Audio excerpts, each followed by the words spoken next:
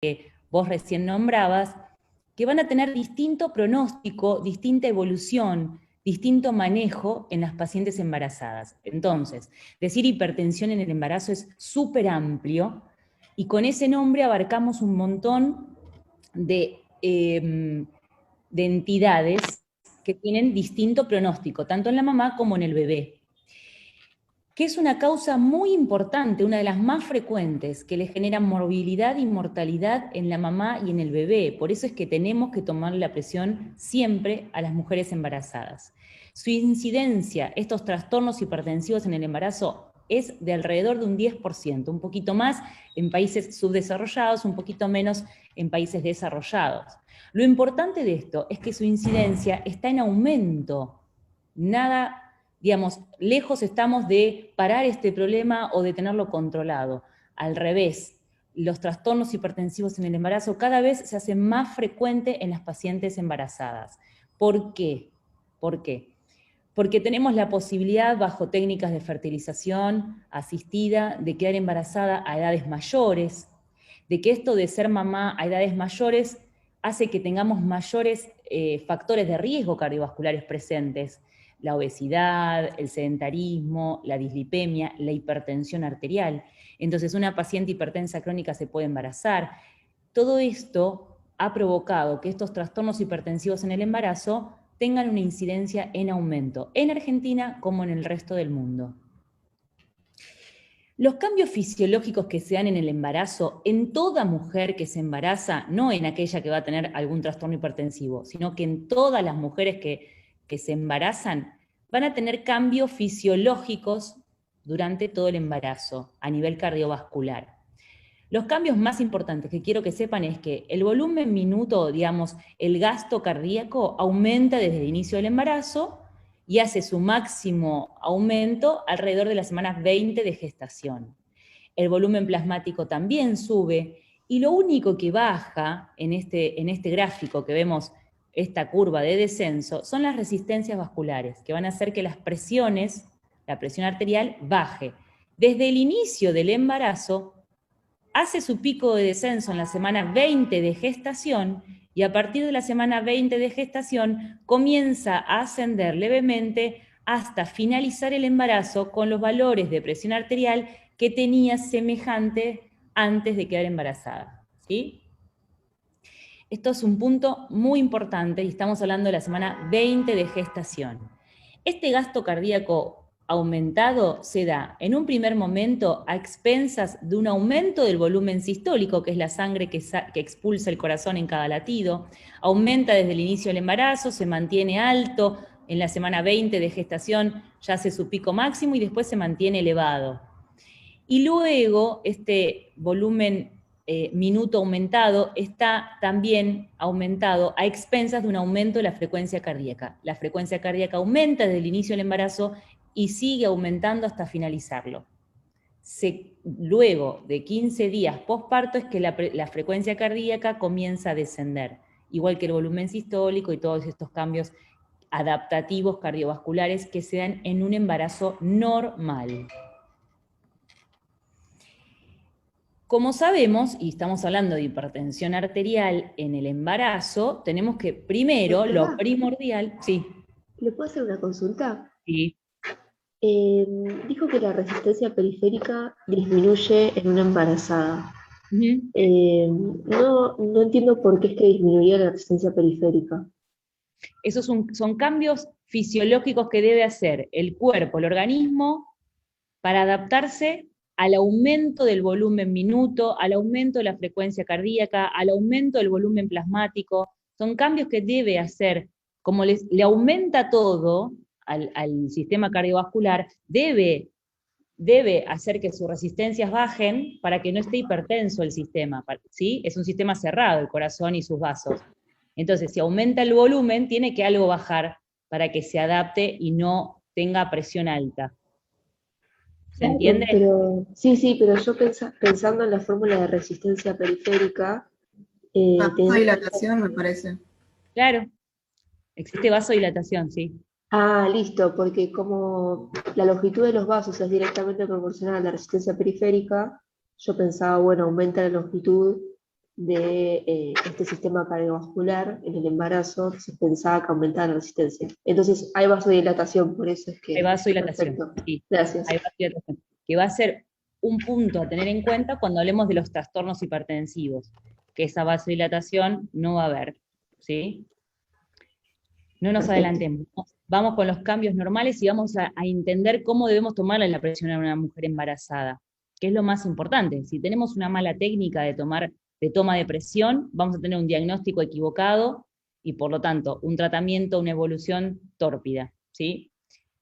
Para medirle la presión a la mujer embarazada, como ya hablaron ayer con el doctor Coyle, la paciente tiene que estar por lo menos 5 minutos de reposo, ¿sí? Si llega a nuestro consultorio, la hacemos sentar en nuestra sillita, vamos haciendo primero un interrogatorio, la dejamos reposar 5 minutos y le vamos a empezar a tomar la presión. El brazo tiene que estar apoyado en la mesa, la paciente tiene que estar sentada en la silla, con su espalda apoyada en el respaldo, con las piernas descruzadas, apoyadas en el piso, y vamos a utilizar un manguito adecuado a su brazo, al tamaño de su brazo. Es uno de los primeros errores que tenemos en la toma de presión en estas pacientes. Cuando utilizamos, el manguito debe cubrir el 80% del brazo de la mamá. ¿Vieron la goma que tiene el manguito para tomar la presión? La goma que tiene adentro el manguito. Esa goma debe cubrir el 80% del brazo de la mamá. Tengan en cuenta que la mamá puede tener un brazo muy flaquito o un brazo muy gordito. Si el bracito es gordito y nosotros utilizamos un manguito chico, podemos generar falsos positivos. Pensamos que la mamá está hipertensa, le podemos llegar a dejarla internada, ponerle medicación, y lo que hicimos fue tomarle mal la presión. O tiene un brazo muy chiquito y le damos 3 vueltas con el manguito, porque me sobra manguito y le empezamos a seguir dando vuelta alrededor del brazo de la mamá, y podemos tener falsos negativos. Le tomamos la presión y decimos, está bárbara, vaya tranquila a su casa, que está genial con la presión, y quizás la paciente esté hipertensa. Entonces, tengan en cuenta la correcta medición de la presión arterial en estas pacientes. Bien, algunas fotos gráficas que posiblemente las hayan visto ayer con el doctor, cómo tenemos que poner a la paciente, el brazo apoyado en la mesa, en pronación, la palma hacia arriba, flojita, el brazo flojo. Vieron que muchas pacientes o pacientes cuando vamos a tomarle la presión cierran el puño como cuando le vamos a sacar sangre, que es como un instinto, cierran el puño y se ponen tensos. Bueno, no, eso modifica. Entonces, el brazo relajado, la palma abierta, la espalda apoyada en la silla, las piernas descruzadas y le tomamos la presión. Sepan que hay equipos validados, automáticos, de brazo, como este se está usando, no, este no es un automático, para pacientes embarazadas. No es cualquier equipo. Ahora, esto es para hacer los estudios de investigación. En nuestro consultorio es muy raro encontrar o que tengamos disponibilidad de tener equipos validados para embarazo. Pero sepan que existen equipos especiales para las pacientes embarazadas. Bien, ¿cómo hago el diagnóstico? Una pregunta. Sí. En ese caso, ¿cuál sería la diferencia que tiene el equipo que está adaptado? No, son equipos, no, digamos, no, son diferencias técnicas, nosotros no las podemos descubrir, digamos. Son automáticos y son cambios que después varios estudios de investigación dicen, bueno, este equipo es el que está validado porque tiene mayor precisión en las pacientes embarazadas. Perfecto, gracias. Son mínimas las diferencias y nosotros utilizamos, por ejemplo, yo utilizo este. Estos son los que tenemos validados para pacientes hipertensos y nosotros extrapolamos esa información y la utilizamos para las pacientes embarazadas, que es el acá. ¿Sí? Digital, OMROM, este está validado, y el brazalete. ¿Sí? No el de muñeca. Los de muñeca no están validados. Bien. Entonces, el diagnóstico de hipertensión arterial en una paciente embarazada lo hago cuando le tomo la presión con una técnica correcta y un brazalete correcto, y me da una presión arterial sistólica mayor o igual a 140 milímetros de mercurio y o una presión diastólica mayor o igual a 90 milímetros de mercurio en 2 tomas que estaban separadas por 15 minutos. Bien, entonces, nuestro valor que tenemos que memorizar y grabarnos es el 140-90, que no queremos encontrar en nuestra paciente embarazada, ¿sí? Si encontramos un 140 o un 90 en 2 tomas separadas de 15 minutos, hacemos diagnóstico de hipertensión en la paciente embarazada. En esta paciente embarazada que está hipertensa, podemos tener 2 escenarios. Es decir, una paciente que se conocía normotensa, que se había tomado la presión antes de quedar embarazada y sabía que tenía presiones normales, queda embarazada, y yo ahora le constato hipertensión arterial, o una paciente que ya sabía que era hipertensa crónica antes de quedar embarazada, y ahora está embarazada, y le encuentro presión alta. La paciente normotensa que se embaraza puede presentar hipertensión gestacional, preeclampsia o eclampsia, ¿sí? Y la paciente hipertensa crónica, que ya se conocía con hipertensión crónica, le pueden pasar 2 cosas en el embarazo. Que curse un embarazo sin ninguna complicación y su presión arterial alta se mantenga estable y no le traiga ninguna complicación, o que se le agregue a esa hipertensión crónica que ella tiene un trastorno hipertensivo dado por el embarazo.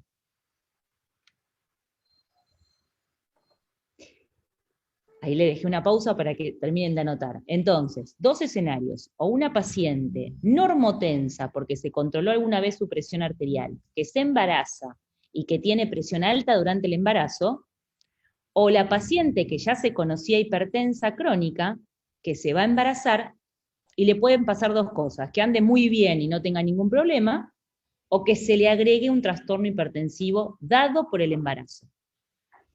¿Cómo clasificamos los trastornos hipertensivos en el embarazo? Para su clasificación y para ver todas estas entidades que yo les dije al principio, que bajo el nombre de trastornos hipertensivos agrupamos a varias entidades, tenemos que tener en cuenta en qué semana de embarazo o de gestación está la paciente cuando yo le constato la hipertensión arterial. Tenemos que saber qué valor de presión arterial tiene y tenemos que saber qué valor de proteinuria tiene mi paciente. Con estos datos yo voy a poder clasificar qué trastorno hipertensivo tiene. Si tenemos en cuenta las semanas de gestación de esta paciente, sabemos que si la presión arterial elevada aparece antes de la semana 20 de gestación, ¿se acuerdan que la semana 20 yo se las remarqué como un punto importante, en donde eran los valores mínimos de presión arterial porque las resistencias bajaban? Si aparece la hipertensión antes de la semana 20 de gestación, decimos que la paciente es hipertensa crónica. O si después de haber pasado 12 semanas luego del parto, 12 semanas postparto, la presión arterial se mantiene elevada, hago diagnóstico de hipertensión crónica.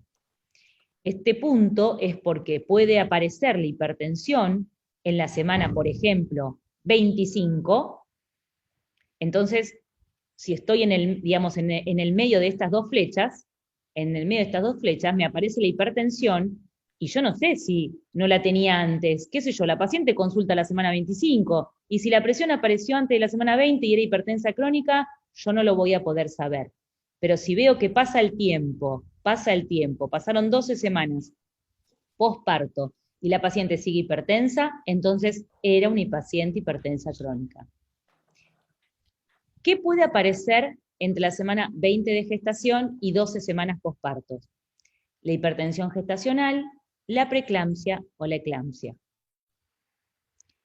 Se las voy a complicar un poquito más y les voy a contar que existen 2 entidades, es la hipertensión de guardapolvo blanco o la hipertensión enmascarada, que puede aparecer hasta en un 25% de las pacientes hipertensas en el embarazo, Y es una entidad, como ustedes saben, en donde la paciente viene a mi consultorio, la encuentro hipertensa, pero después cuando se va a su casa está normotensa y te dice, doctora, yo me controlé la presión todos los días, 3 veces por día, y siempre me dio bien. Vengo acá y es usted la que me pone nerviosa, no sé qué me pasa, se le da el hospital y estoy hipertensa. Bueno, ¿qué hago con esta paciente? ¿La tengo que medicar? ¿La tengo que internar? ¿Le tengo que hacer estudios? Bueno, lo que tengo que tratar de hacer, lo primero que tengo que tratar de hacer es saber si está hipertensa todo el día o no, descubrir si no es una hipertensión de guardapolvo blanco, que en ese caso no tengo que medicar, tengo que seguirla de cerquita para que no evolucione algún trastorno de estos que ya vimos, hipertensión gestacional, preeclampsia o eclampsia, ¿sí? Y la hipertensión enmascarada es lo contrario, es la paciente que viene a mi consultorio y yo la encuentro genial, perfecto, con presiones normales, pero veo signos, por ejemplo, un electrocardiograma con hipertrofia del ventrículo izquierdo, un fondo de ojo alterado, un ecocardiograma con signos de hipertrofia o como signos de cardiopatía hipertensiva. Entonces yo digo, qué raro, si yo le tomo la presión y está normal. Eso se llama hipertensión enmascarada, es decir, que cuando se va de mi consultorio, la paciente está hipertensa. Estas dos entidades, ¿cómo las diagnostico? Con el monitoreo ambulatorio de presión arterial, con el MAPA de 24 horas. Entonces, si una paciente se presenta antes de la semana 20 de gestación con presión arterial alta, yo voy a decir que es hipertensa crónica, pero tengo que tener en cuenta que puede ser que esté ante una hipertensión de guardapolvo blanco. Entonces debo hacer un mapa para saber si estamos ante una hipertensión crónica o es una hipertensión de guardapolvo blanco. Una Bien. pregunta, ¿en el caso de la hipertensión enmascarada sí se trata o no? Sí, la hipertensión enmascarada se trata, Perfecto. a diferencia de guardapolvo blanco, porque sí es una paciente hipertensa. Lo que yo no estaba haciendo era detectándola. A diferencia de la hipertensión de guardapolvo blanco, que yo le detecto hipertensión, pero es falsa, por decirlo así, digamos. Es una reacción que hace ante el estrés de la consulta, pero durante todo el día está normotensa. Y si tengo en cuenta el valor de proteinuria, hablo de proteinuria significativa más allá de 300 miligramos en 24 horas. ¿Quiénes no tienen hipertensión, proteinuria significativa? ¿Quiénes no tienen proteinuria significativa? Puede ser la hipertensión crónica, que no tenga proteinuria significativa, o puede ser que sí la tenga. Yo se las pongo de este lado, pero puede también estar del otro lado la hipertensión crónica. Si la paciente tiene una nefropatía, si la paciente ya tiene alteraciones en la función renal previo al embarazo y puede llegar a tener proteinuria, entonces puede tener proteinuria significativa la hipertensión crónica, como puede que no.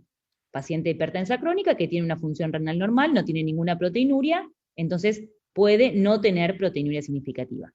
La hipertensión gestacional no tiene proteinuria significativa. Quienes sí deben tener proteinuria significativa, la preeclampsia, la eclampsia y la preeclampsia sobreimpuesta en una paciente hipertensa crónica. Estas son las tres entidades que sí van a tener proteinuria. Igual también les agrego que la hipertensión crónica puede llegar a tenerla. ¿Qué pasa con la hipertensión de guardapolvo blanco que acabamos de nombrar? No tienen proteinuria significativa, porque no tiene hipertensión de 24 horas, ¿sí?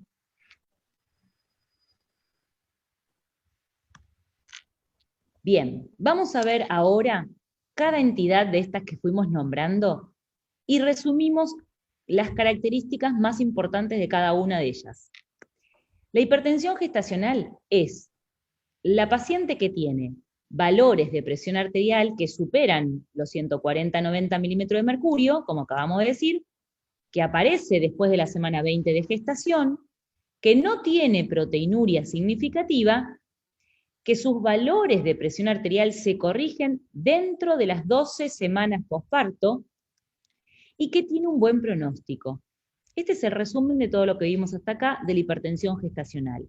Presión alta, sin proteinuria, después de la semana 20 de gestación y hasta la semana 12 posparto, y va a tener un buen pronóstico. ¿Este pronóstico es semejante a las pacientes que se embarazan y no hacen ningún trastorno hipertensivo? No. Es un pronóstico un poquito peor, si lo quieren, para ser más clara, un poquito peor que aquellas pacientes que se embarazan y no tienen ninguna complicación hipertensiva, pero es un pronóstico mucho mayor, mucho mejor que aquellas que desarrollan preeclampsia o eclampsia, ¿no? Entonces podemos decir que es un poquito la más benigna de todos estos trastornos. ¿Qué pasa con la preeclampsia? Atentos a esto, abran las orejas. La preeclampsia ya se trata de un desorden multisistémico, ¿sí? Es una enfermedad multisistémica. Multisistémica afecta todos los órganos de la mamá. La presión está elevada, más allá de los 140-90 milímetros de mercurio, tiene proteinuria significativa, más allá de los 300 miligramos en 24 horas de proteínas. Su etiología es desconocida, no se sabe qué lo produce. Hay muchas teorías, de las cuales vamos a después a nombrar. Se da después de la semana 20 de gestación, y si aparece antes de la semana 34 del embarazo, hablamos de preeclampsia precoz, y es la que tiene peor pronóstico, tanto materno como fetal. No se olviden de eso. Hasta acá es lo que vemos y el consenso de la Sociedad Argentina de Cardiología nos dice de preeclampsia, que es hipertensión arterial más proteinuria significativa. Pero les hago un paréntesis y les explico que las guías internacionales para el estudio de la hipertensión en el embarazo, la guía europea, por ejemplo, también, varias sociedades internacionales utilizan otra definición para preeclampsia. Y quiero que la tengan en cuenta para que sepan, por si leen algo, alguna información, que en Argentina utilizamos la que acabamos de hablar, pero, por ejemplo, en las sociedades internacionales, para definir preeclampsia, dicen que solamente necesitamos valores de presión arterial elevados, hipertensión en la paciente embarazada, más algo de todo lo que aparece en este cuadro, más proteinuria, más insuficiencia renal, más insuficiencia cardíaca aguda, más compromiso neurológico, cualquiera de estas características asociadas a la hipertensión arterial en la paciente embarazada habla de preeclampsia. No es condición sine qua non que exista proteinuria significativa. La proteinuria significativa es una manifestación de daño de órgano blanco, como, por ejemplo, un ácido úrico más allá de 4.5, una creatinina mayor a 0,8 miligramos por decilitros, o a plaquetas bajas.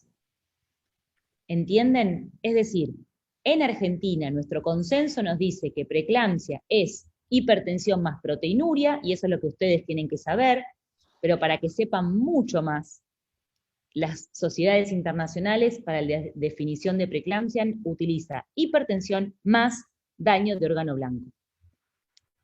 No los quiero marear con esto, quiero que lo sepan, nada más. Doctora, disculpe, ¿le puedo hacer una pregunta? Preguntan en el grupo si la paciente que sospecho que tiene hipertensión de guardapolvo blanco se va directamente ya ese día con el mapa o cómo se procede.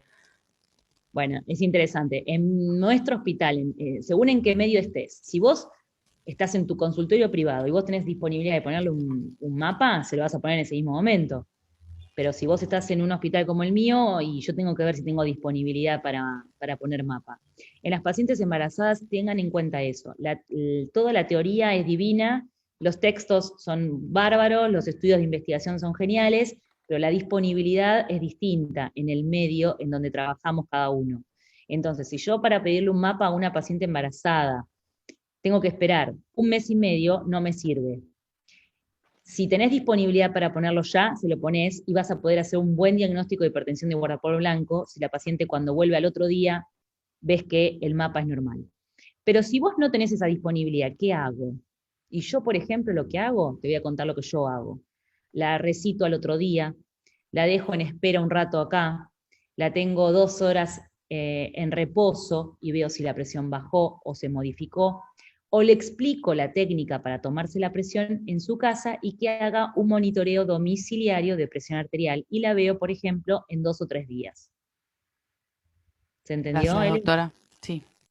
Pero por eso digo, la teoría es hacer un mapa y verlo. Si vos no podés, vas a tener que utilizar lo que puedas, los recursos que tengas, y vas a ver que, digamos, o haces un monitoreo domiciliario, o le explicas vos.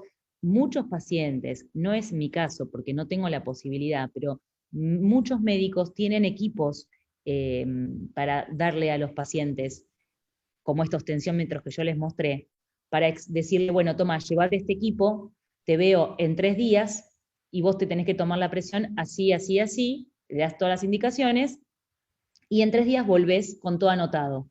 Porque muchas veces también los pacientes dicen, doctora, yo no tengo el equipo en mi casa. Entonces, bueno, hay médicos que tienen equipos de más y se lo pueden llevar las pacientes, ¿sí? Bien.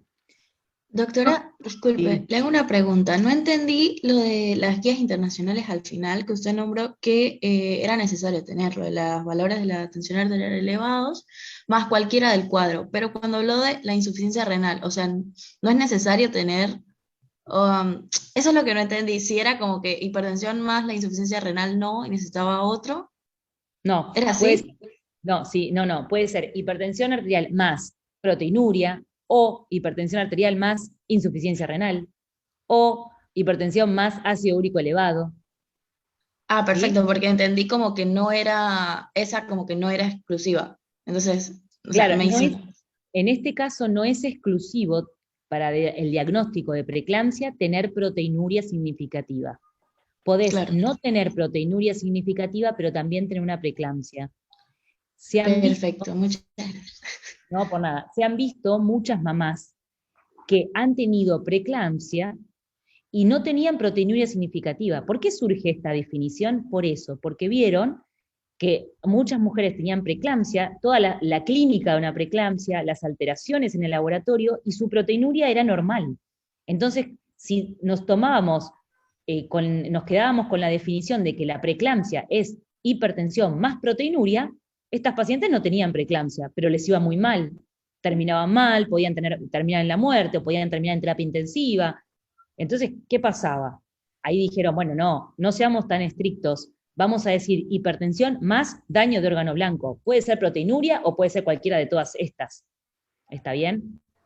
Doctora, Sí, igual se puede tener más de una, por ejemplo, sí, proteinuria, insuficiencia renal, no sé, ácido úrico, como más de una, dos, tres. exactamente. Es Ah, una gracias. o más, sí, exactamente. Cualquiera de todas estas. Y, y también la intención de las sociedades internacionales fue que cuanto más diagnóstico hago de preeclampsia, y no soy tan estricta con el diagnóstico de hipertensión más proteinuria, cuanto a mayor pacientes diagnostique con preeclampsia, mejor pronóstico van a tener, porque van a estar más cuidadas, porque las voy a seguir más de cerca, porque las voy a dejar internadas, porque voy a hacer monitoreo fetal más estricto. Entonces, es por eso que hicieron esta definición más amplia, por decirlo así. Y una Bien. pregunta, ¿por qué Sí. acá no se usan estos criterios como para definirlo?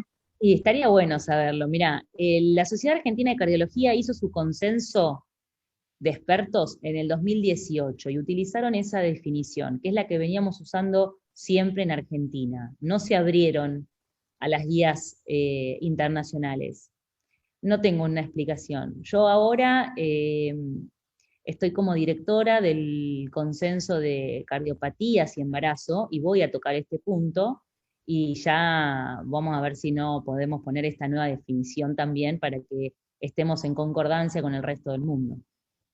Pero sí, ya, por ejemplo, en el consenso de hipertensión dice lo que yo les acabo de decir de hipertensión más proteinuria, pero en consensos posteriores, por ejemplo, hay un consenso de la Sociedad Argentina de Cardiología de mujer, ya se empieza a hablar de esta nueva definición, ¿sí? Pero en embarazo hay poca información, pocos estudios multicéntricos, randomizados, porque fíjense que hay que cuidar tanto la salud materna como la fetal, entonces es difícil hacer investigación en embarazo. Y bueno, entonces uno a veces prefiere ser muy conservador y no cambiar, pero esto ya se va a ir cambiando también acá en Argentina. Bien, ¿qué pasa con la eclampsia? La eclampsia es una emergencia obstétrica. Acuérdense que arrancamos desde lo más benigno, por decirlo así, que fue la hipertensión gestacional, que solo tenía presión alta. Seguimos con la preeclampsia, que es una enfermedad multisistémica. Y terminamos con la eclampsia, que es una emergencia obstétrica directamente. Hay que salir corriendo y por eso se los puse en rojo. ¿Qué va a tener la mamá? Convulsiones. La mamá empieza con convulsiones tónicas clónicas generalizadas. La muerte fetal, la muerte materna tiene una frecuencia muy alta en estas pacientes. Por eso tenemos que salir corriendo. Le pasa esto a la paciente y tenemos que salir corriendo. Esta eclampsia puede estar precedida por una preeclampsia. La paciente puede ya tener diagnóstico de preeclampsia, pero puede que no. ¿Sí? Puede que aparezca, la paciente tuvo un poquito de hipertensión leve y se desarrolla rápidamente el cuadro y termina con convulsiones tónicas clónicas. Esto puede darse durante el embarazo, puede darse durante el parto, o un gran porcentaje de las pacientes lo presentan posparto. Que es raro, o sea, es raro que ustedes me van a decir, ¿y por qué en el puerperio cuando ya el bebé salió? Porque todo esto es porque el bebé está dentro. Cuando el bebé está afuera y sacamos la placenta, esto se tendría que terminar. No, no se termina porque, les voy a hablar así muy claro, todo el despelote que se armó por la preeclampsia sigue. El cuerpo tiene un tiempo para volver atrás todos estos cambios que se han provocado. Entonces, puede aparecer estos problemas en el puerperio. Ténganlo en cuenta. La hipertensión crónica, como ya hablamos, es la paciente que tiene presión alta antes del embarazo o diagnosticada antes de la semana 20 de gestación o después de las 12 semanas posparto no se corrigió la hipertensión arterial. ¿Estamos bien? Tener hipertensión crónica le genera a la mamá un aumento de la posibilidad de desarrollar preeclampsia, que es este trastorno que se le agrega a la paciente embarazada hipertensa. Y esto es un punto que les quiero remarcar. En una paciente hipertensa crónica, que ustedes conocen, o ella conoce ser hipertensa crónica, y quiere embarazarse, siempre es bueno tener una consulta previa al embarazo por si hay que ajustar o cambiar o rotar medicación antihipertensiva. Las únicas 2 drogas que no puedo dar en el embarazo son los IECA y los ARA2. Por lo tanto, si mi paciente está tomando alguna de esta medicación, antes del embarazo debo suspenderla. Por eso, los IECA y los ARA2 no son drogas que utilizamos en mujeres de edad fértil, porque por más que no tengan pareja, por más que no estén planeando un embarazo, pueden quedar embarazadas. Si por alguna enfermedad en particular debo indicarle IECA o ARA2, como una nefropatía diabética o alguna nefropatía en especial, tiene que saber claramente la paciente que son teratogénicos o que por lo menos no están indicados en el embarazo. Díganlo 1, 2, 3, 4 y 1000 veces a las pacientes porque quedan embarazadas con estas medicaciones y son las únicas 2 drogas que no pueden recibir. Bien, y vamos al último caso, que es la preeclampsia que se le suma a una paciente hipertensa crónica. Desde ya este es el de peor pronóstico, porque tiene los 2 problemas, pobre, es hipertensa crónica y encima se le agrega un trastorno hipertensivo dado por el embarazo. Son pacientes que tienen alguna exacerbación de proteinuria, si ya la tenían, porque eran hipertensas crónicas y tenían proteinuria, bueno, se exacerba ese valor, o venían con presiones controladas y de repente la presión subió un montón, ¿sí? Es decir, o aparece proteinuria que no tenía, o se exacerba esa proteinuria, o cifras tensionales que venían controladas se descontrolan. Esto tiene que hacerme sospechar de que la paciente hipertensa crónica tiene ahora un trastorno hipertensivo por el embarazo asociado. Como les decía, son las que tienen peor pronóstico, tanto materno como fetal. Bien. Ahora vimos todas estas entidades que tenemos que tener en claro para saber y descubrir cuál tiene mi paciente que tengo en el consultorio enfrente mío. Pero lo que Hay quiero que alguien tengan... en el chat preguntando, lo leo, ¿qué tan frecuente es este último caso? Puso. La hipertensión, las preeclampsia sobreimpuesta, Sí, creo que sí es muy frecuente en las pacientes embarazadas. ¿Y por qué? Porque cada vez son más las pacientes hipertensas crónicas que llegan a embarazarse y a cursar un embarazo. O son pacientes que no se conocían hipertensas, pero sí son hipertensas crónicas, o son diabéticas. Y ahora vamos a ver entonces estos factores de riesgo para presentar estos trastornos. Entonces, ¿qué tan Una duda. frecuente? Sí. ¿Es hipertensión más, o sea, preeclampsia más hipertensión que se da gestacional o hipertensión que tenía antes del embarazo, más preeclampsia? Está buena esa pregunta. Es hipertensión que se le agrega a una paciente hipertensa crónica. La hipertensión gestacional es hipertensión gestacional. Es una mamá más allá de 20 semanas que empieza con valores de presión arterial altos, nada más. Pero la hipertensa crónica, que puede conocerse hipertensa o no, eso es lo que nos pasa. Son chicas jóvenes que quizás nunca se tomaron la presión y estaban hipertensas. Es una hipertensa crónica a la cual se le agrega la preeclampsia. ¿Está bien? Gracias. Es esta enfermedad multisistémica. Estos factores de riesgo para presentar preeclampsia es muy importante que ustedes lo sepan, porque tenemos que tratar de descubrirlos en cada paciente que nos viene a ver a nuestro consultorio y que va a cursar un embarazo. Si tenemos la posibilidad de contactarla antes del embarazo, genial. Si la contactamos durante el embarazo, igualmente tenemos que tratar siempre de descubrir si tiene alguno de estos factores de riesgo para presentar preeclampsia, porque tengo una herramienta para hacer prevención primaria. ¿Qué significa prevención primaria? Prevenir antes de que nos pase el problema. ¿Sí? Entonces, tengo una herramienta, que ahora no viene al caso porque ustedes no están viendo tratamiento, pero tengo la posibilidad de darle aspirina a la paciente embarazada para prevenir la posibilidad de una preeclampsia. ¿Sí? Las pacientes de alto riesgo para presentar preeclampsia son aquellas que tienen hipertensión arterial crónica, algún trastorno hipertensivo en embarazos anteriores. Haber tenido preeclampsia en un embarazo aumenta la posibilidad de tener preeclampsia en el siguiente embarazo para una mujer. Que tenga una enfermedad renal, que tenga una enfermedad autoinmune, principalmente el lupus y el SAF, el síndrome antifosfolipídico. Y ser diabética.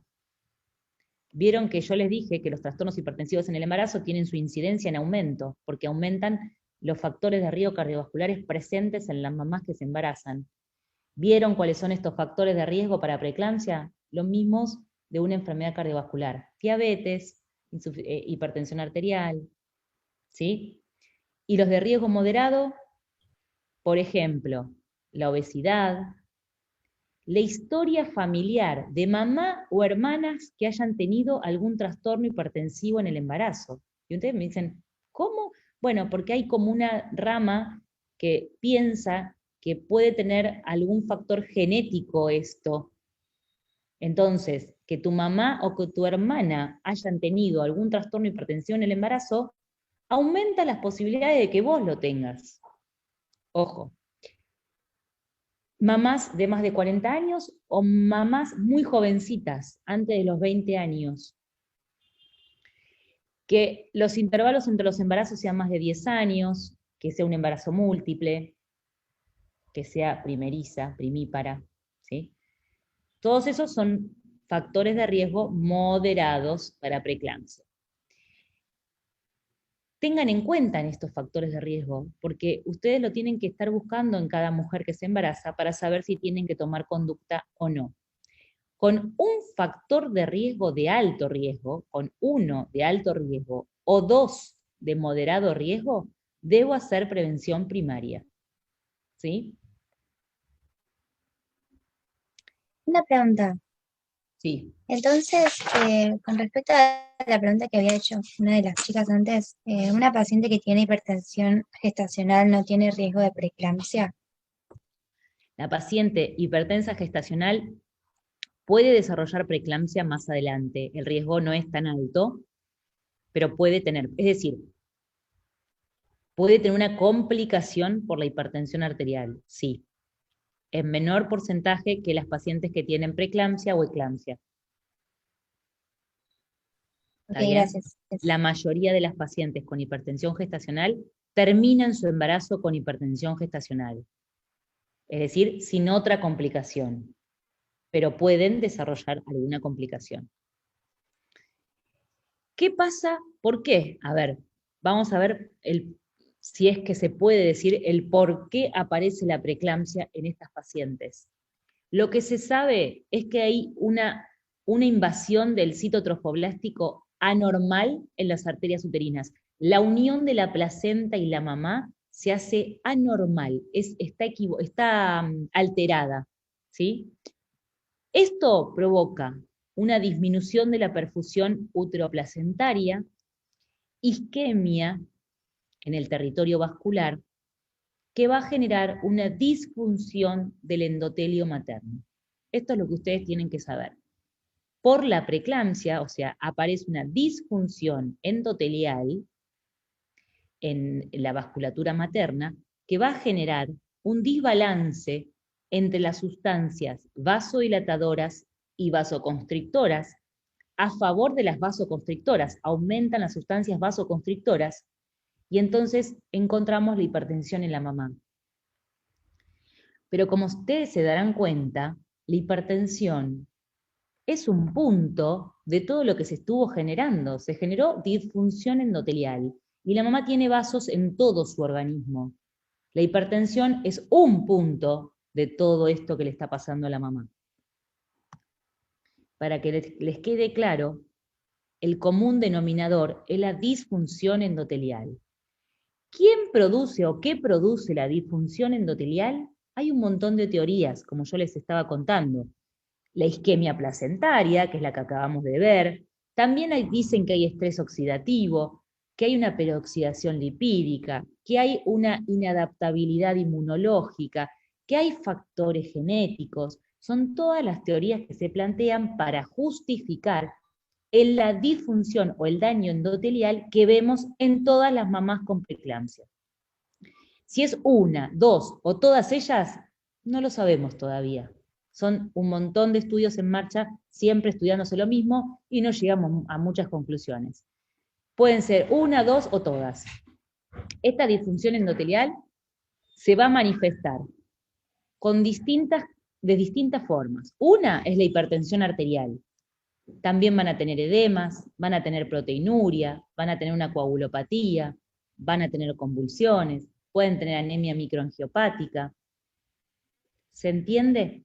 La hipertensión es un punto entre todos los síntomas y signos que puede tener mi paciente, que va a tener disfunción endotelial. Bien, ¿cómo evaluamos a nuestras pacientes? Vamos ahora a lo que quizás más nos guste. ¿Qué hacemos con nuestras pacientes hipertensas? Primero, intentar descubrir si estoy ante una paciente que es hipertensa crónica o no. A veces lo puedo hacer y a veces no lo puedo hacer. A veces llego a esa conclusión de que no es hipertensa o que sí es hipertensa y a veces es muy difícil llegar. Y si existen factores de riesgo que acabamos de ver, porque si existen los factores de riesgo, tengo que tomar una conducta para hacer prevención primaria. ¿Cómo voy a intentar descubrir si es hipertensa crónica o no, y si existen estos factores de riesgo cardiovasculares? Como ustedes bien saben, a través de un interrogatorio bien dirigido, una evaluación clínica general, evaluación obstétrica, no se olviden de que tenemos 2 vidas que cuidar, los exámenes de laboratorio, los estudios complementarios, y haciendo una vigilancia de la salud fetal, muy de cerca, como la de la mamá. Tenemos que controlar las dos vidas. Bien, los criterios diagnósticos, como dijimos recién, ante una paciente embarazada, ¿qué tenemos que saber? Si existe daño de órgano blanco, qué niveles de presión arterial tiene, si esto le está generando síntomas y en qué semana de gestación estamos. Si la paciente tiene valores de presión arterial que superan los 140-90 y estamos antes de la semana 20 de gestación, tengo que pensar en algo. Si estamos después de la semana 20 de gestación, pienso en otra entidad. Si está con síntomas, pienso que la paciente puede estar más grave. Si existe daño de órgano blanco, tenemos mayor gravedad de la paciente, ¿sí? Entonces son estos 4 puntos que tenemos que considerar en toda paciente que tenemos en nuestro consultorio con niveles de presión altos. ¿Qué síntomas pueden tener estas pacientes? Quiero que sepan que les diría que más del 50% en mi estadística, las pacientes están asintomáticas. Entonces pueden no tener ningún síntoma. En las estadísticas generales, el porcentaje de pacientes asintomáticas es un poquito menor, si consideramos preeclampsias severas o más graves, y si consideramos hipertensión gestacional, el porcentaje de asintomáticas es mayor. ¿Qué síntomas pueden tener la paciente? Uno de los que más nos preocupa es la cefalea, porque el 50% de las pacientes que tienen cefalea es un predictor para que en las próximas horas la paciente haga eclampsia, es decir, convulsiones. Entonces, a la cefalea le tenemos mucho miedo. Y se puede ver hasta en un 50% de estas pacientes que después van a desarrollar la eclampsia.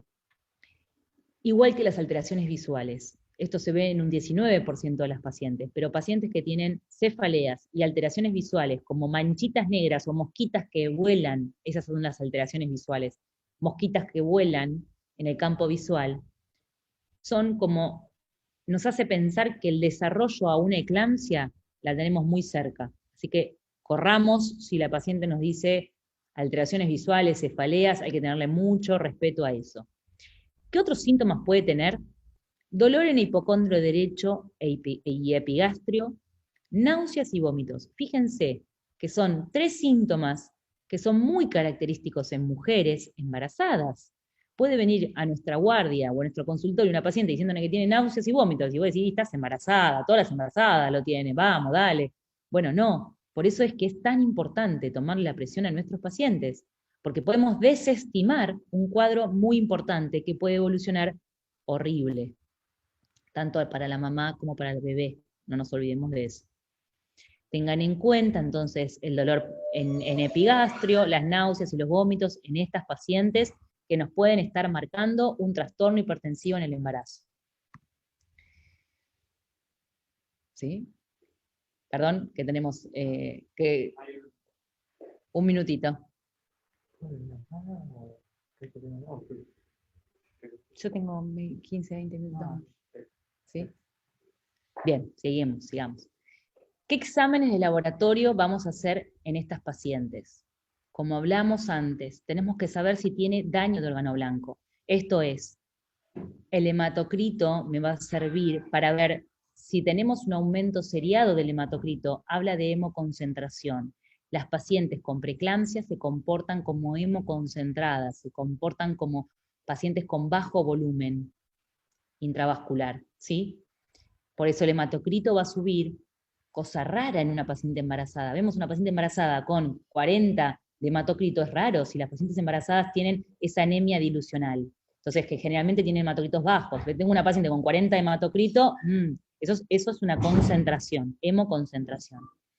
La creatinina, más allá de 0.8 miligramos por decilitro, está alterada, hay deterioro renal. Tengan en cuenta que son valores inferiores a los de una población en general. En una población en general no embarazada, tener 0.8 miligramos decilitro de creatinina está perfecto, pero en una embarazada habla de daño renal. El ácido úrico más allá de 4.5 habla de un peor pronóstico o de que algo está pasando. Es uno de los primeros marcadores de daño de órgano blanco, que algo está pasando.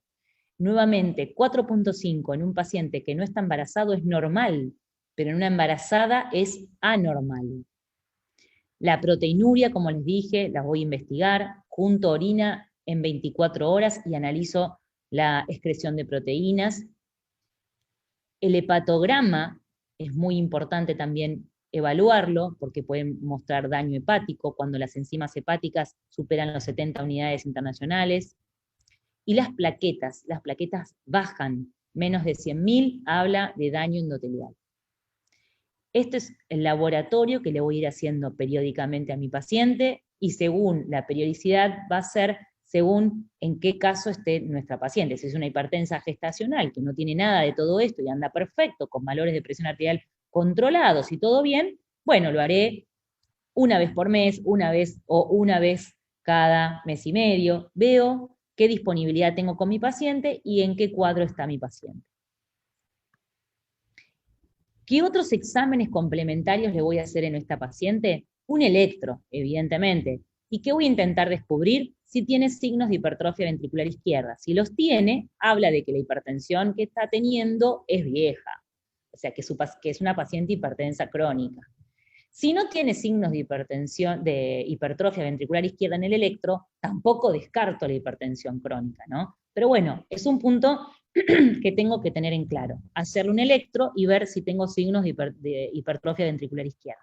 Como también un ecocardiograma Doppler. Yo en mis pacientes se lo indico a todas las pacientes hipertensas, porque trato de descubrir si tiene alguna cardiopatía hipertensiva, si tiene alguna cardiopatía congénita, si existe algo que yo tenga que saber.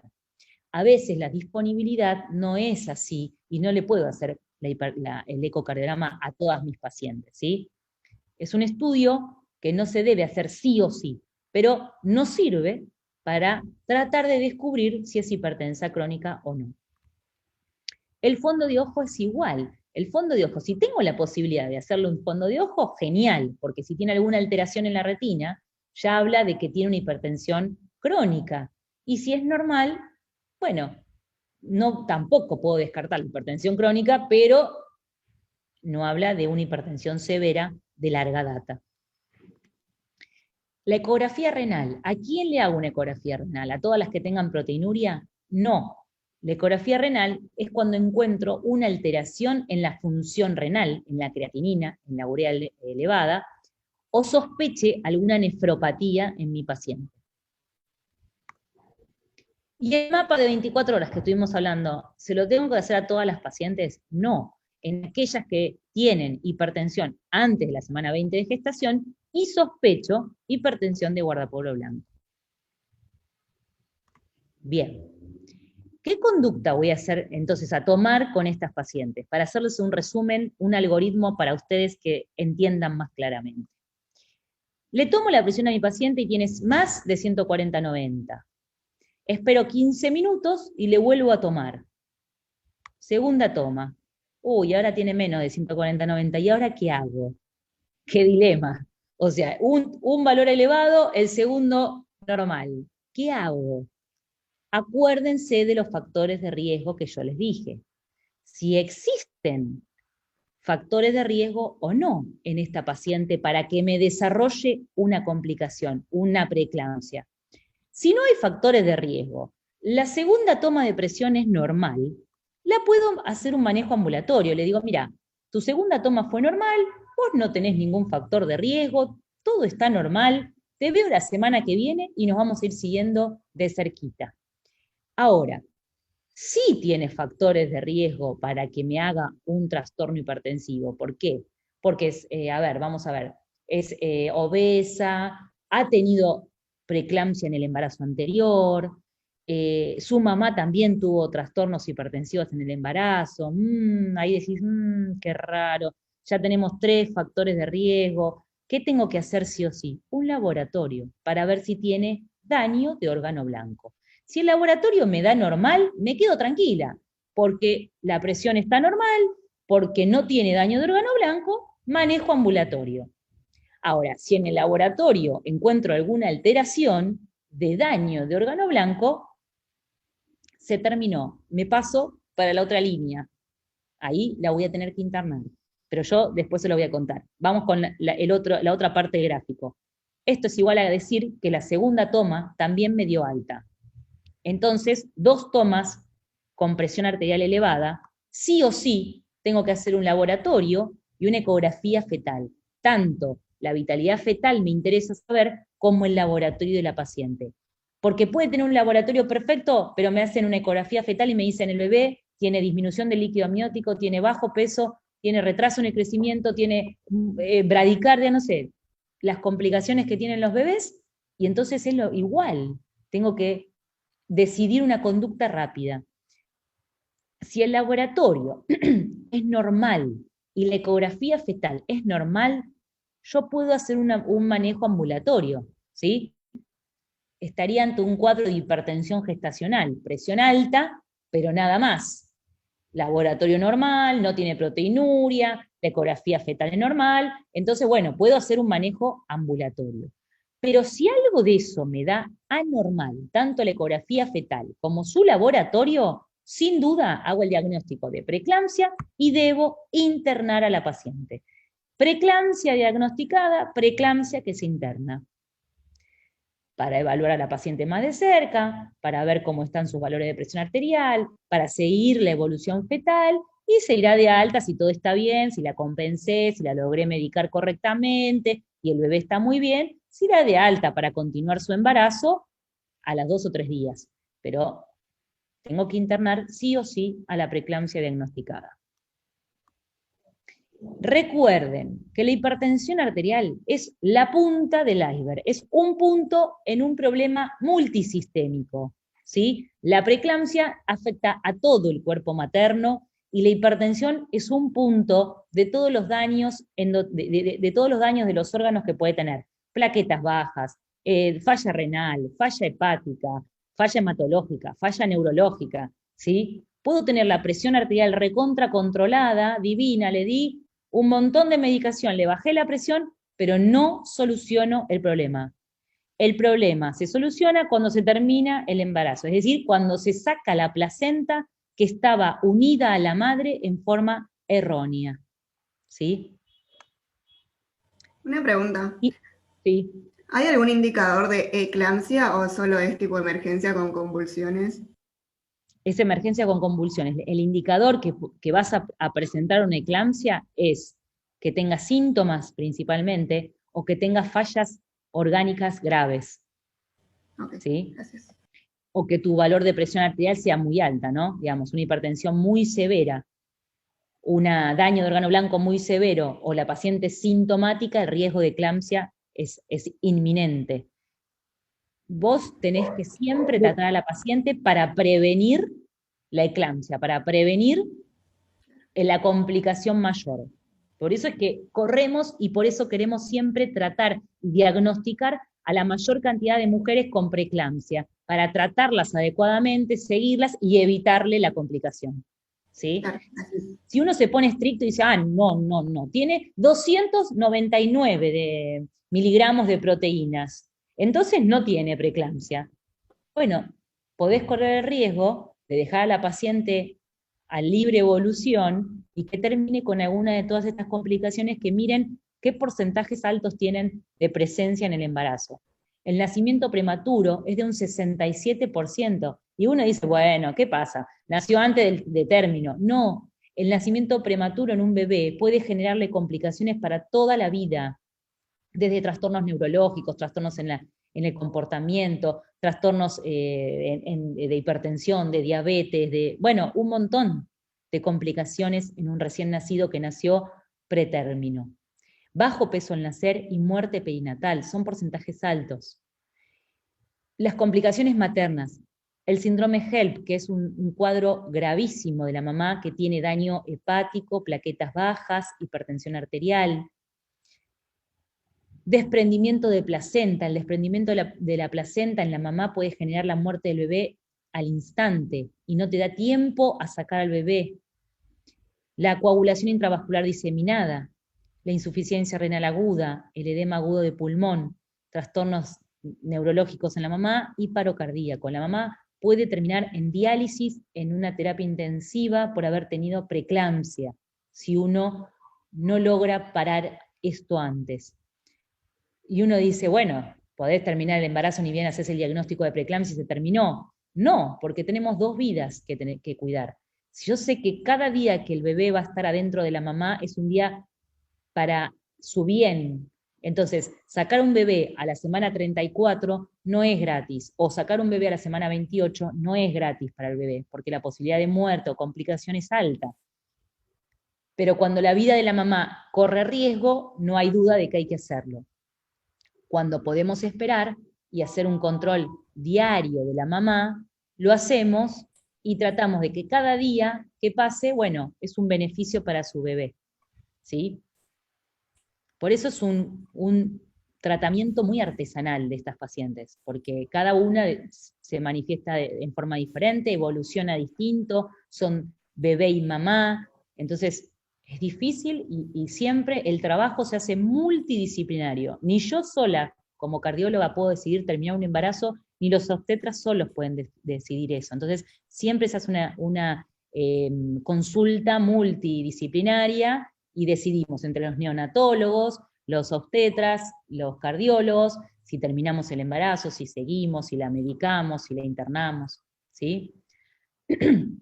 Recuerden que, como yo les remarqué varias veces, la mamá con preeclampsia tiene disfunción endotelial, y esto es igual a lo que pasa en una enfermedad cardiovascular. La fisiopatología es igual. Existen disfunción endotelial. La presencia de algún trastorno hipertensivo en el embarazo genera un aumento del riesgo cardiovascular en la mamá a largo plazo. Y ustedes me dicen, ¿cómo si tenés 20 años, tenés un bebé, se termina cuando te sacan el bebé? ¿Por qué me venís a decir que te va a aumentar el riesgo cardiovascular? Este daño endotelial queda como memoria en los vasos maternos, y las pacientes que han tenido algún trastorno hipertensivo en el embarazo tienen mayor riesgo de ser hipertensa crónica, de ser diabética, de tener un infarto o de tener un accidente cerebrovascular. ¿Cuánto es más alto? Bueno, 2 o 3 veces más que una paciente que no tuvo enfermedad hipertensiva en el embarazo. Y les quiero hacer una pregunta así como para que ustedes sepan.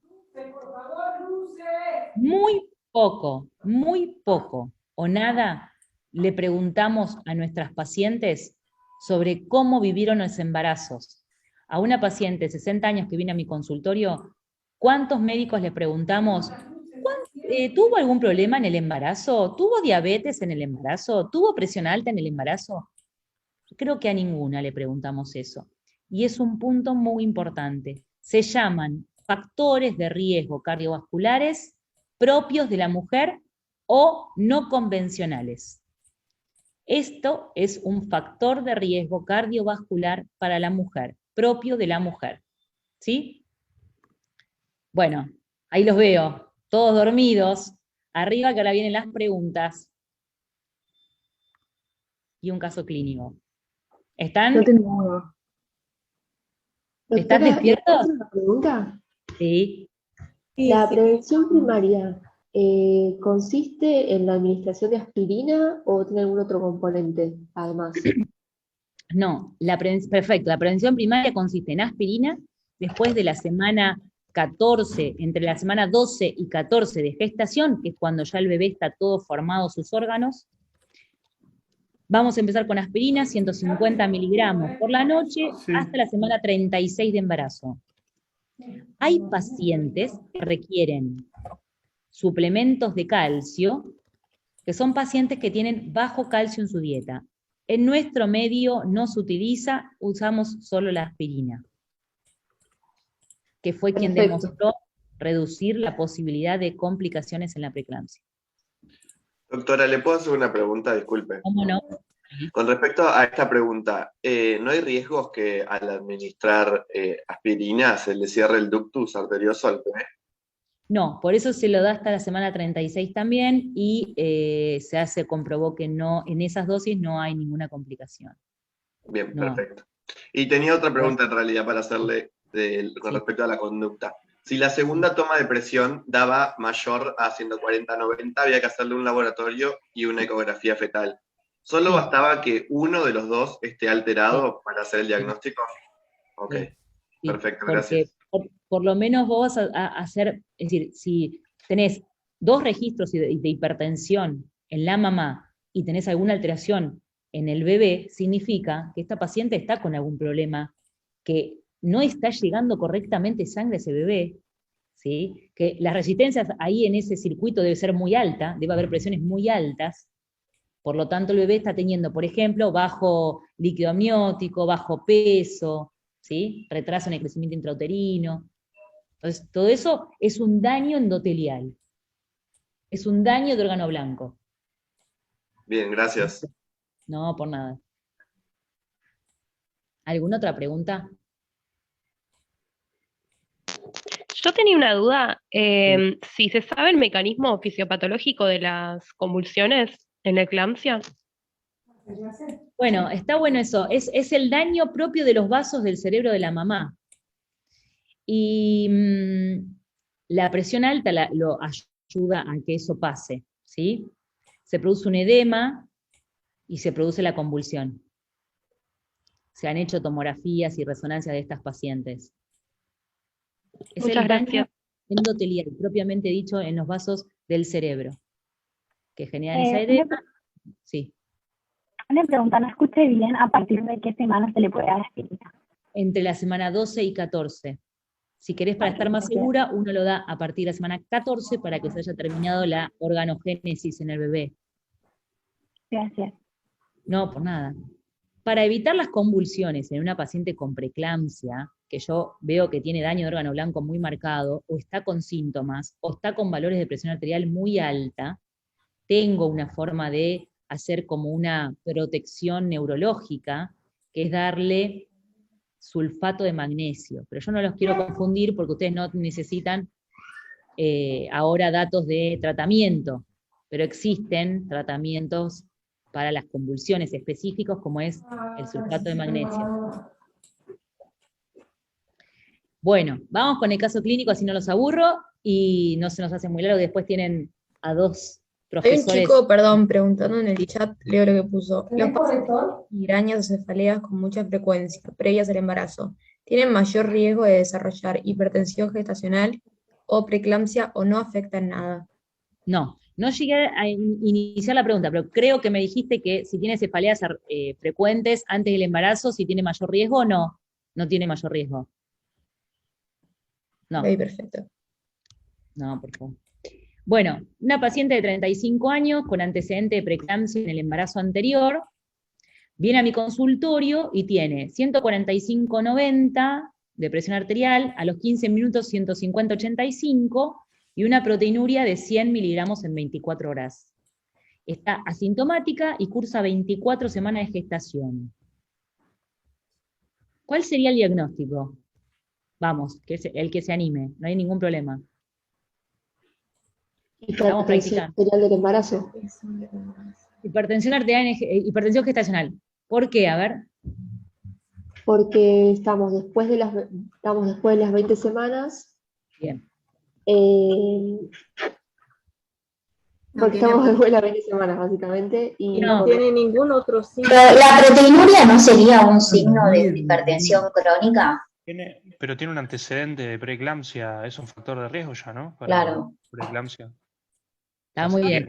La proteinuria está baja. Son todos datos correctos. Tiene antecedente de preeclampsia en embarazo anterior. Por lo tanto, ya este es un factor de alto riesgo. ¿Sí? Con lo que habíamos hablado, esto lo tenemos que tener en cuenta. Bien. ¿Tiene hipertensión diagnosticada? Sí. Más allá de 140/90 en 2 tomas separadas de 15 minutos. Está hipertensa. Y la proteinuria no es significativa. Es normal en el embarazo que exista algo de proteinuria, pero no a valores de 300 miligramos en 24 horas. Por lo tanto, teniendo en cuenta la definición del consenso de Argentina, la paciente no tendría preeclampsia ahora, porque no tiene proteinuria significativa. Tiene solamente hipertensión está asintomática, más allá de la semana 24 de gestación, coincido que es una hipertensión gestacional. Pero es una hipertensión gestacional en una paciente que ya ha tenido preeclampsia en embarazo anterior, por lo tanto tiene un factor de riesgo. ¿Sí? Está muy bien quien dijo que tiene preeclampsia y uno tiene hipertensión y un antecedente de preeclampsia previo. Bueno, ojo, hay que hacer una evaluación de todo el laboratorio, que yo acá no se los puse, pero está muy bien, hay que evaluar todo, a ver si no tiene daño de órgano blanco o está teniendo alguna otra complicación. En este caso yo le pongo solamente la proteinuria, para tomarnos de la definición del consenso de Argentina, ¿sí? Hipertensión y proteinuria. No tiene preeclampsia, tiene hipertensión gestacional. Muy bien. ¿Qué conducta tomaría? Más o menos ya lo hablamos. Laboratorio y ecovedad. Y la vamos siguiendo a ver cómo sigue. Bien. Después hablaremos de los tratamientos. Ahora no nos corresponde. Doctora, Ahora. una consulta. Sí. Si le hace el laboratorio y está normal, ahí sí es preeclampsia. No, anormal. Si está anormal, sí.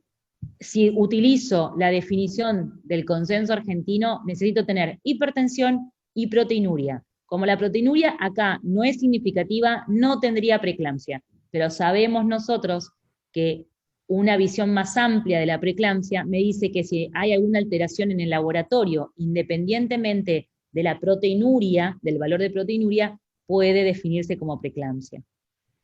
Ok, gracias. Perdón, y una Muy pregunta buena. que capaz es ponerse medio específico, pero esto sería sabiendo que antes de eso era normotensa, porque si no podría ser una hipertensión crónica, ¿no? Bueno, a ver, perfecto. Vos decís así, perfecto. Muy interesante esa acotación. ¿Puede ser una hipertensión crónica? Sí, puede ser. Perfecto, Que gracias. yo no la descubrí antes. Muy bien, Claro. está buena. Yo los apunté a la hipertensión gestacional, pero tienen razón que más allá de las 24 semanas, no puedo descartar la hipertensión crónica. De hecho, voy a intentar, con todos los mecanismos que tengo, descubrir si es una hipertensa crónica. Bien, ahora, esta misma paciente en la semana 38 de gestación, ya a término, presenta hace 24 horas cefaleas, alteraciones en la visión, dolor abdominal, náusea, vómito, proteinuria de 1 gramo y presión de 150/100. ¿Qué tiene ahora? Eclampsia. Muy bien, preeclampsia. Preeclampsia con síntoma, por lo tanto tenemos que salir corriendo, ¿no? Porque ¿qué se nos puede venir? La eclampsia. Preeclampsia. Tiene un daño de órgano blanco muy marcado, tiene síntomas, tiene 1 gramo de proteinuria, es un daño renal importantísimo, y presión arterial muy alta. Por lo tanto, el riesgo de una eclampsia es muy grande y una complicación tanto materna como fetal altísimo, así que hay que salir corriendo con esta paciente, ¿sí? Bueno, yo creo que ahora sí terminé mi clase. Bueno. Disculpa, ¿puedo hacer una pregunta? Sí, cómo no. En cuanto dijeron eso, lo de la hipertensión crónica, que se podía haber confundido con una hipertensión gestacional, cuando hacemos daño de órgano blanco, ¿hay alguna manera de determinar si es gestacional o crónica? ¿Por el daño de órgano blanco? Claro, sí, porque ¿cómo hacemos para diferenciar una de otra? Está bueno. Para eso vos tenés posibilidades. A ver, una paciente hipertensa crónica no va a tener plaquetopenia, no va a tener, no va a tener, el riñón puede estar alterado, el ácido úrico puede estar alterado, pero no va a tener ni problemas hepáticos, ni problemas en las plaquetas, ¿sí? ¿Se entiende eso? Y el hematocrito también, ¿no? ¿Sería distinto? El hematocrito concentrado, por ejemplo. Bien, ¿qué más? Una paciente hipertensa crónica, lo que va a tener es una hipertrofia. Claro, hipertrofia en el ventrículo, hipertrofia ventricular en el electro, un ecocardiograma con aumento en las aurículas, aumento de los espesores septales y de pared posterior, por ejemplo, ¿sí? En cambio, en una paciente con una preeclampsia con daño de órgano blanco, a nivel cardiovascular va a tener un edema agudo de pulmón, por ejemplo. No va a ser una hipertrofia ventricular. ¿Está bien? Perfecto, sí, sí. Son descompensaciones agudas. la diferencia. Gracias. No, por favor. Una pregunta. Sí. En el caso de la paciente que tiene síntomas, tiene preeclampsia y tiene cefalea, por ejemplo, ¿hay algo que se puede hacer para evitar que tenga eclampsia? Sí, le vamos a dar el sulfato de magnesio, que va a ser protección neurológica tanto de la mamá como del bebé. Vamos a hacer el descenso de la presión arterial. La presión arterial la voy a tratar para evitar las complicaciones neurológicas y cardiovasculares en la mamá, y voy a tener que terminar el embarazo. ¿Sí? Perfecto, gracias. No, por Doctora, nada. Sí. a esta última paciente la conducta a tomar es internarla. Sí, seguro. ¿No? Sí, sí. La vamos a internar y vamos a trabajar sin parar, porque está en riesgo ella y su bebé. Una pregunta. Asumo que el mayor riesgo es a medida que se acerca el parto, pero ¿hay algunos otros momentos en los que corre riesgo en mayor medida la madre y el feto? Bueno, como dijimos, la preeclampsia precoz, que es la que se da antes de la semana 34 de gestación, es la más grave, es una de las más graves. La preeclampsia, ¿me escuchan? Sí. La preeclampsia que se da más allá de semana 34 tiene un comportamiento más benigno, por decirlo así. ¿Sí? A ver, Chicos, los micrófonos. Alex, el micrófono. Ahora te entendí. Alex. ahí va, ahí va. Ahí Muy lo bien, desactivé gracias, yo. Ah, bueno, genial. Bueno, eso les decía que la preeclampsia que se da antes de la semana 34 tiene un comportamiento más agresivo, porque el bebé puede no sobrevivir, porque la mamá generalmente desencadena daño de órgano blanco mayor, y la que se da más allá de la semana 34, que es la tardía, por decirlo así, tiene un comportamiento más benigno, ¿sí? Porque podemos decidir terminar el embarazo y el bebé va a sobrevivir, va a tener un mejor desarrollo neurológico, ¿sí? Y terminamos más rápido y la mamá logra pasar el cuadro mejor. Perfecto, muchas Doctora, gracias. le hago una pregunta. Sí. En el caso número 1, que la paciente tenía un factor de riesgo, de alto riesgo, digamos, hay que empezar la prevención primaria, ¿no? Sí, perfecto. La prevención primaria se empieza, las recomendaciones es que más allá de la semana 20 de gestación, ya la aspirina no parece darte una mano para evitar la preeclampsia. Entonces, si vos tenés una paciente que tomás contacto a la semana 28 o 24 de gestación, y la verdad que ya la aspirina no te está haciendo el efecto que vos querés, ¿sí? La aspirina se da, por eso siempre lo que yo les hago el hincapié en tratar de tener consultas previas al embarazo. En todas las mujeres está bueno tener una consulta previa al embarazo, porque uno generalmente a esa edad nunca se hizo o ninguna revisación clínica, o solamente fuiste a tu ginecólogo a hacerte los controles anuales y nunca te tomaron la presión, nunca te hiciste un control de colesterol, nunca te hiciste un control de glucemia. Entonces, la verdad que está bueno antes del embarazo tener un chequeo clínico, y eso te ayuda allá a contactarte o a poner un punto rojo en todas las pacientes que van a después quedar embarazadas y tienen factores de riesgo para desarrollar alguna complicación durante el embarazo. Entonces vas a estar más atento que a partir de la semana 12 ya le vas a dar la aspirina y le vas a seguir más de cerquita. ¿Sí? Bien, gracias. No, por Doctora, nada. una consulta, ¿nos podría pasar las de APO? Sí, Cari, creo que yo te la vuelvo a pasar porque le hice algunas modificaciones y se las paso a la secretaria, ¿no? No hay problema. Bueno, te la vuelvo a mandar. Y yo conservo la del 21. Por favor. Bueno, ¿alguna otra pregunta? No. ¿Les hace cesárea sí o sí, aunque esté controlada, medicada la preeclampsia y todo eso? No hay indicación de cesárea, sí o sí. Al contrario, si la mamá está estable y no hay ninguna urgencia, uno puede hacer el parto. Acuérdense que el parto es lo más fisiológico, tenemos menos pérdidas de sangre, utilizas otro tipo de anestesia y analgesia, es lo mejor para la mamá y para el bebé. A veces no podemos y hacemos cesárea.